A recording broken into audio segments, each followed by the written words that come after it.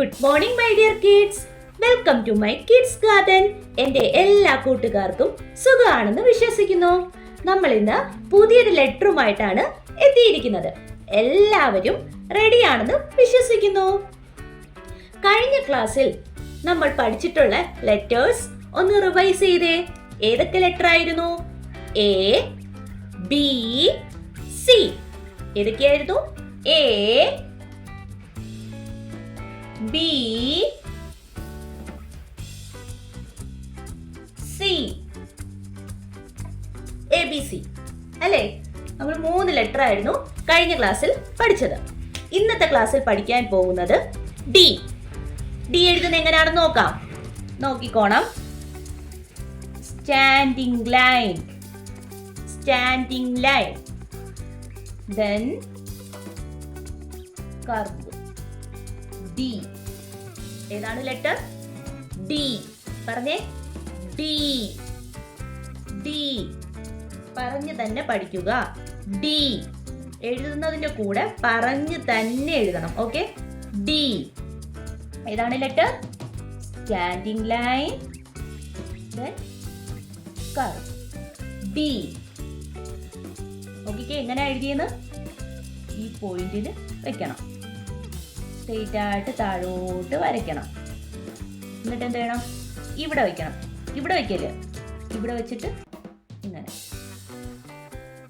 D. ഏതാ letter? D.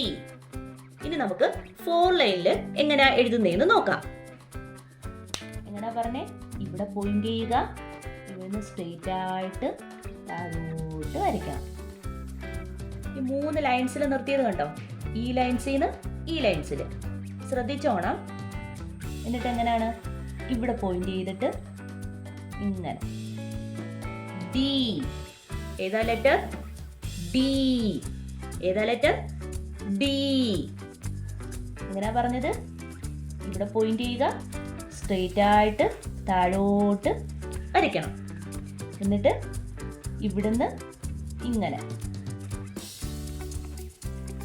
D. ഏതാ? D. പറഞ്ഞെഴുതണേ, പറഞ്ഞെഴുതണേ. D. ഒരിക്കലും തിരിച്ചെഴുതാൻ ശ്രമിക്കരുത്. ഒരിക്കലും തിരിച്ചെഴുതാൻ ശ്രമിക്കരുത്. എനിക്കൊരു മോളുണ്ട്. അവളാണെങ്കിൽ ഡി എഴുതുന്നത് എങ്ങനെയാണെന്ന് അറിയോ? അവളെ ഇങ്ങനെയാണ് ടീച്ചർ പഠിപ്പിച്ചത് ഡി എഴുതാൻ. അവൾ എഴുതുന്നത് ഇങ്ങനെയാണ് എഴുതുന്നത്. അതാണ് ഞാൻ പറയുന്നത്, നമ്മുടെ കുഞ്ഞിമക്കള് അവർക്ക് തെറ്റുകൾ പറ്റും, നമുക്കും തെറ്റുകൾ പറ്റും. അവരതുപോലെ എഴുതാൻ ഒരിക്കലും സമ്മതിക്കരുത്. കാരണം എന്ന് പറഞ്ഞാൽ അങ്ങനെ എഴുതി പഠിക്കുമ്പോൾ അവർ വീണ്ടും അത് തന്നെ എഴുതാൻ ശ്രമിക്കും. അതുകൊണ്ട് കറക്റ്റായിട്ടും പറഞ്ഞു കൊടുക്കുക. സ്ട്രെയിറ്റ് ആയിട്ട് താഴോട്ട് വരിക, എന്നിട്ട് ഇങ്ങനെ എഴുതണം. ഡി. ഏതാണ്? ഡി. പറഞ്ഞേ, പറഞ്ഞെഴുതണേ. ഡി. ഡി. ഇങ്ങനെയാണ്. ഡി. ഡി. ഇന്ന് പഠിച്ച ലെറ്റർ ഏതാണ്? ഡി. ഇപ്പൊ നമ്മൾ കഴിഞ്ഞ ക്ലാസ്സിൽ പഠിച്ചിട്ടുള്ളതെല്ലാം റിവൈസ് ചെയ്യും. ഞാൻ എന്തുകൊണ്ടാ റിവൈസ് ചെയ്ത് പറയുന്നതെന്ന് അറിയാമോ? നമ്മുടെ കുഞ്ഞു മക്കളാണ്, അവർ മറന്നുപോകും. വീണ്ടും വീണ്ടും റിപ്പീറ്റായിട്ട് നമ്മൾ പറഞ്ഞുകൊണ്ടിരിക്കുമ്പം അവർക്ക് അത് മനസ്സിലാവും. A, B, C, D. ഏതൊക്കെ ലെറ്ററാ? A, B, C, D. ഈ 4 ലെറ്റർ എങ്ങനെയാ എഴുതുന്നതെന്ന് നോക്കാം. ആദ്യം ഏതാ? എ. എ. അടുത്ത ലെറ്റർ ഏതാ നമ്മൾ പഠിച്ചത്? ബി. ഏത് ലെറ്ററാ? ബി. ബി. നെക്സ്റ്റ് നമ്മൾ പഠിച്ച ലെറ്റർ ഏതാ? സി. ഏതാ ലെറ്റർ? സി. അടുത്ത നമ്മൾ പഠിച്ച ലെറ്റർ ഏതാ? ഡി. ഏതാ പഠിച്ചത്? ഡി. നമ്മൾ ഇന്ന് പഠിച്ച ലെറ്റർ ഏതായിരുന്നു? ഡി. അപ്പൊ ഇതുവരെ നമ്മൾ പഠിച്ച ലെറ്റേഴ്സ് ഏതൊക്കെയായിരുന്നു? A, B, C, D.